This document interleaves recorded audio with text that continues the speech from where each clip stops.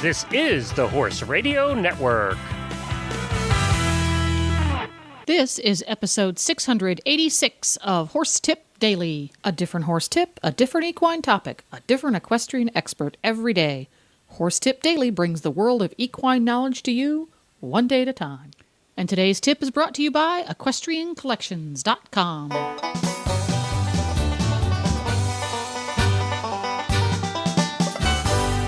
Hi, Coach Jen here, and thanks for tuning in to Horse Tip Daily. Today's tip is an excerpt from thehorse.com's weekly horse health report on Horses in the Morning, episode 486. Michelle, Dr. Jones, and the Horses in the Morning gang cover the who, what, where, why, and when of anhidrosis. But first, let's hear from today's sponsor. Hi, Glenn, back with you from the Horse Radio Network. I'm here with Debbie with the Equestrian Collections Product of the Week. This week we're talking about the Equestrian Collections Savvy Shopper email newsletter. Here at Equestrian Collections, we send out a newsletter twice a month with interesting information and really good information from our vets and people around the globe that have good information for your horse and yourself. For instance, one of our employees was involved in the fire in Colorado, and she sent out information on how to prepare for evacuation. So there's all kinds of really pertinent information that we send out in our newsletter. That's twice a month. And every Friday we send out a sales flyer so our savvy shoppers get all the updated information about the sales that we have on our website. In order to sign up for Savvy Shopper, you just go to the website, and on the front page, on the home page, down there about halfway down, it says sign up for exclusive emails. Now, when you sign up, don't worry about, we do not sell your emails. We don't do anything except for send out this information to you, to the email that you give us. And it's very easy. If you move or anything and you want to change your email address, you can just reply to that and we can take care of it for you. But it has lots of the vet. We have a vet on call that actually writes for us. The one where our employee was involved with the fires in Colorado, it had a companion piece from the vet on what to do about burns. So it's just really pertinent information and that we would like for our customers to have at the tip of their fingers. And I want to also mention that on our website, under our help button, you'll have a whole list on the right-hand side of all the older ones that the vet has done and that we've had on there. So if you have a question on, for instance, how hot is too hot to ride, how cold is too cold to ride, what to do about overheating horses, anything like that, it's all right there at your fingertips anytime you want it at www.equestriancollections.com.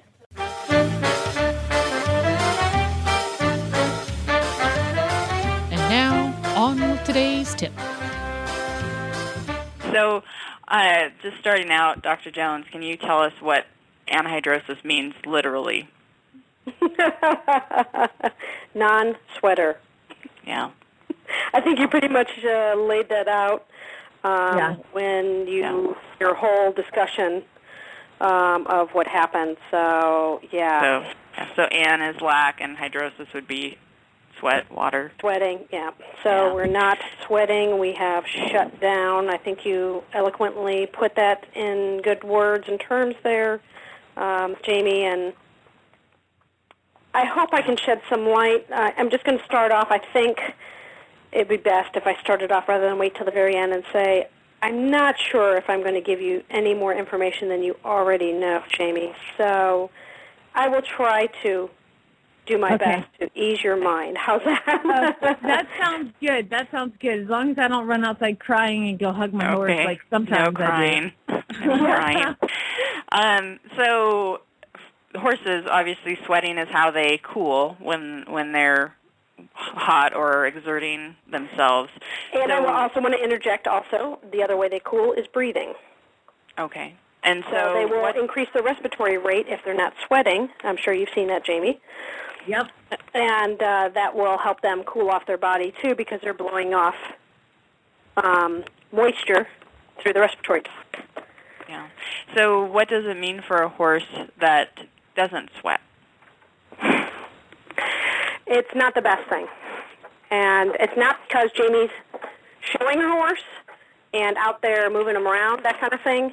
It's even for the horse here in Florida or Louisiana would be another ideal place that's standing in humidity and heat and can't cool themselves off on a day-to-day basis because they will sweat a little bit in the heat and humidity no matter where they are. So the problem is they will overheat, and then you have some other compounding issues from that, which would be an increased respiratory rate. You get the abdominal press from their abdominal muscles, from the heavy breathing and the fast breathing, and other sequelae from there. What is that? What is the abdominal press? What do you mean? That's what we call it the heave line. So I've seen horses that are breathing so hard, so fast, trying to cool themselves off, that they actually will form a heave line, and it looks like they're a heavy horse, but they don't have an ounce of sweat on them. Yeah, so okay. Here in Florida, when I get a complaint that the horse is breathing pretty fast, we think of heaves, and we'll get out there and we won't find a drop of sweat on them, and the temperature is rising, and we'll have to put them in the anhidrosis category at that point. Okay. And so when they sweat, it's evaporative cooling. So you're saying when they're out in a warm climate and doing their horse things without us, that they still need to be able to cool themselves. Exactly. Those are the severe anhidrosis cases. And I think, Jamie, you're at that point because you're not even getting a drop of sweat even with exercise. Yeah. So, go ahead, Jamie. Well, no, I mean, just kind of following along your line of questions, you know, I don't understand because I can't remember. I've had him for 2.5 years, and I can't remember this situation ever presenting itself before, maybe last summer. But I also kind of ride him at night. I usually ride him as the last horse of the day because I try to end on a good note. And I ride him as the last horse of the day. It's usually around 7. It's getting dark when we get done, and I never noticed it until I started taking him to these lessons that are 9 o'clock in the morning. And so I wondered if it was. Is this an obvious thing all of a sudden, or does it kind of subtly come on little by little? Majority of the cases come on suddenly. Really? It's basically, yeah. You don't see it in young horses. You rarely see it in young horses. It becomes more obvious in the training horses, so we can't say, well, training causes the problem, because the pasture pets or the weekend warrior horses that are out in the pasture puffing and puffing and not sweating don't really show us any signs, per se, because they're not working them every day. Right. So you can have a false reading to say, oh, it's only in horses that are at their training levels because that's when we see it. Well, that's not true because I've seen it in horses that are pasture pets that are only, like here in Florida, a lot of times people will not ride in the summertime. They'll only ride in the wintertime, but yet I'll be called out because the horse is breathing pretty fast out in the pasture. Okay.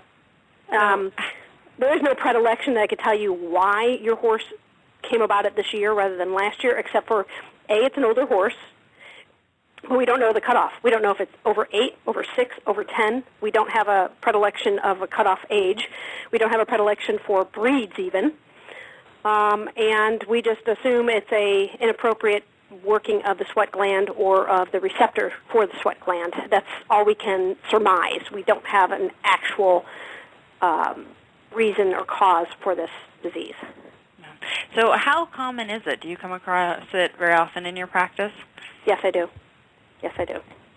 And, of course, I see it mostly in the training horses because those are the ones that notice it more obviously because they're out riding and then they take the saddle pad off and there's not a drop of sweat underneath it. And the horse is blowing like a freight train. They can't seem to get them to calm down from blowing like a freight train in 30 minutes, which they should be able to. They can't ride them during the heat of the day because they get very, very hot in temperature. They can get up to 103, 104 just in the middle of the day without sweating. Mm-hmm. So, well, now I'm going to start getting worried. I have a horse that doesn't sweat much. Is that different than anhidrosis? Yes, because some horses are profuse sweaters and some sweat a little bit. The ones that sweat a little bit I'm real thrilled to hear about because you have a hope or a chance with them. The ones that don't sweat at all, that have shut down, sometimes it takes quite a bit to get them back sweating, or they may not start up again. Now, you said now, can a horse? Because the thing my horse actually does is he will sweat under where the girth is because it's leather. Good. Yeah. So he does sweat a little bit, but aside from the only thing I can find to do to treat him is give him the 1AC, and that is like this little, powder supplement that's what everybody said, oh, put him on 1AC, he'll be fine. Is that true? What is that stuff? It's basically all naturals. There's some vitamin C in there and some other minerals type thing.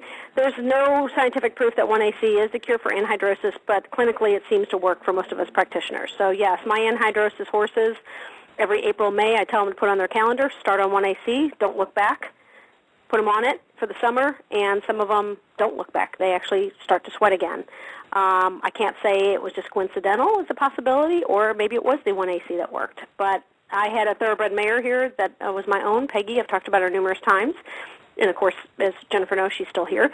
But she became a non-sweater in her older age, and she'd come in blowing like a freight train. I got beautiful oak trees in my pasture, so I know she had plenty of shade.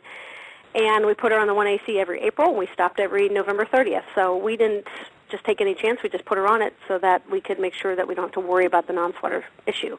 It's a small amount of money to spend, but there is no clinical evidence of its ability to work.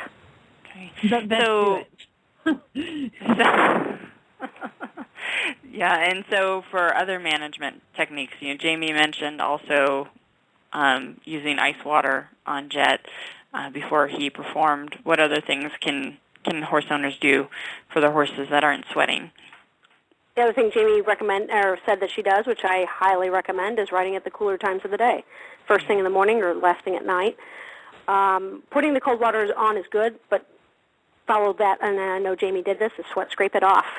That's the one thing a lot of people don't understand here is if a dark-colored horse, a black or a dark bay, has water, so they come up to the fence line, you spray them off with water, and then they trot off, you just insulated them with a little layer of water that can reflect the sunlight into them and heat them up even more. So you want to sweat scrape it off so that the hairs raise up and they can do their normal cooling fashion. So you want to ice them off and sweat scrape, ice them off and sweat scrape. And then I would continually take their temperature to make sure you're dropping the temperature, because if you're not dropping the temperature, then you need to address that issue as well, and that would probably be veterinarian related at that point. And I do find it amazing that people don't know to sweat scrape their horse. And so I tell them, I'm like, you just put a hot, wet blanket on your horse because the body temperature heats it up so much faster than it cools them off. And it's amazing how many people don't, half the time I'm so meticulous about sweat scraping here at my house because it is Arizona and it is super hot and the sun is out all the time. And I have a 4-H student that's been in 4-H for 8 or 9 years. It comes to me, why do you sweat scrape them? I'm like, what are they teaching you? You should know why you sweat scrape a horse. I think most people just think you sweat scrape for aesthetics. They don't realize that it is actually a health reason. You're probably right, Glenn, but sweat scraping is just as important as getting the water on the horse. The other thing, too, is the icing of the horse. Now, and I had 2 horses that called me over the weekend. They really didn't want a veterinarian to come out. They were non-clients, and they were just asking some questions. They had a fever in the horse. Could have been anhidrosis. Could have been infectious-related. I don't know. But I told them, I said, go buy a bag of ice cubes at 7-Eleven, gas station, whatever, nearby. Put it in your 5-gallon bucket. Fill it up with water. Get on gloves because your hands will go numb. Get a sponge bath your horse with that ice water, sweat scrape. Sponge bath, sweat scrape. Do this for 30 minutes. Take the temperature. See if it's coming down. And they don't understand that they can do the entire body from head to tail with the ice water. Yeah. It sounds awful, but it works. It works like a dream. It works like a dream. It will work in a fever situation. It may not bring it all the way down to normal, but it'll at least bring their fever down until the vet can get there or until you can get some help. And it will work beautifully in anhidrosis. In 30 minutes, the temperature should be almost down to normal and their breathing should be back to normal. So what is the prognosis for a horse with anhidrosis to go on and have a performance career? It's good during the cold weather. Most of the time we don't have heavy shows here, of course, in Florida in the summertime. There's still some shows that go on. So a lot of my clients that do have anhidrosis horses will back off on their showing schedule in the summer and then show heavily in the winter, and that's when the points are really the highest anyway, and they mean the most. But they'll also have to ride at the cooler times of the day, and a lot of them work. So the cooler times of the day before they go to work or when they get home. So it is manageable in that sense. But it is going to be a management thing that they need to be aware of. Yeah. So I've seen in my area, because I'm in the desert where it's hot during the day, but we're cold at night, but I've seen different rescue groups have horses listed saying this horse has anhidrosis. We're hoping for a home in Alaska. Is that dramatic, or is that a real option to find a home for a horse that's in a cooler climate? Well, I don't think they need to go to Alaska. They go to Montana or Idaho. You're close to those two. North Dakota. It can get warm in Idaho, too. Yeah, because I think North Dakota already has frost this year. So, Yes. But send all the anhidrosis horses to Canada. I'm not getting rid of my horse, so give me a better option here. No, and I think what they need to do is they have to have somebody who's educated on the anhidrosis in order, because these horses can live in a hot environment as long as you provide the proper management for them. You can't just put them out in a solid pasture or sand lot that's directly in the sun without any shade or covering and without any help in trying to cool themselves off. That's just that's abuse there. So you need to take into consideration that they have a condition that needs to be managed well. Okay. And so since this is relatively common, is there any research that you know of that's being done to figure out what's going on with these horses? Well, of course, in my backyard at University of Florida, they're ongoing research. They've been looking at anhidrosis for over 6 years. They've got a couple different studies, and you can call the university or Google them and see what kind of research projects they have going on right now at the moment. But they've got a couple of them that they're doing as we speak. And, of course, they usually shut down in August for the anhidrosis study because that's when we'll see them, and they don't take any more cases after that. So we're a little bit behind the eight ball in advertising for them. But if you have one this year and you want to put on your calendar, hey, if the anhidrosis shows up next year, May, June time, you could probably give the university a call and see if you can get on their studies. Okay. And we, on thehorse.com, we have a fact sheet on anhidrosis that has some really good information. It's a 2-pager, which has condensed info that can help you out if you have a horse with anhidrosis. So, Jamie, you might want to take a look at that also if you haven't already. Oh, I definitely will. Question, is this something that he's going to have forever, or like how it suddenly came on, does it suddenly stop? Yes, it can suddenly stop as well. We've had some horses that turn right around and start up again with sweating. No kidding. Oh, well, then what's the problem here? Fix it. The problem is we don't know what the cause is, so we're still searching out the actual cause. Like I said, there's two thoughts or theories. There's an abnormality of the sweat glands, or there's an abnormality of the receptor for the sweat glands. So we don't know if it's both of them that's affected or one or the other. Weird. Okay. All right, well, get to work on that, Dr. Jones. Help me out here. Yeah. I'm trying to send as many cases as I can to the university, so that might help us with the research is just supplying the cases. Yeah. So, well, thank you, Dr. Jones, and I'm sorry, Jamie. Hopefully things will turn around for Jet. That's okay. Well, it was just fun. It was really sweet watching my husband come down to the horse trial, warm up for cross-country with a full bucket of water and a sponge. And it was really cute. I was like, what a good husband. I'm like, come in. And, of course, Jet this is relatively new to him, and he wanted nothing to do with the dripping sponge and the husband chasing him with a bucket. Yeah. Well, I think you got a little bit of hope, Jamie, because you got a little bit of sweating under the girth, so that's always a good sign. When they completely shut down is the really bad cases. So I think you got a little bit of hope on yours still. Thank you. Yeah, it's really tough to sit and watch them breathe like that, and it just breaks your heart. You're like, I'm sorry. Run faster. I'm sorry. Go faster. Well, you better be careful. Somebody might be turning you in for animal abuse. I know, right? I'm going to get in big trouble. So, listen, thank you guys for joining us. Thank you, Michelle, for coming up with the topic that I requested some more information on, and I'll check out. We'll put the link for thehorse.com. You can find Dr. Jones at Florida Equine. I wish she lived in my neighborhood. I'd have her over all the time. And I'd certainly enjoy it. Thanks, you guys. Have a great week. We'll talk to you next week. Bye. Thank you. Bye-bye. All right, bye. I swear. Well, there you go. All I do is hug my horse. I go and I hug him all the time. I'm like, just thank you for still being alive. After this segment, every week, I'm like, thank you for still living. what I mean. Pay $1.65 million. They don't listen to every Wednesday here and find out all the different ways our horses are going to die a miserable, horrible death.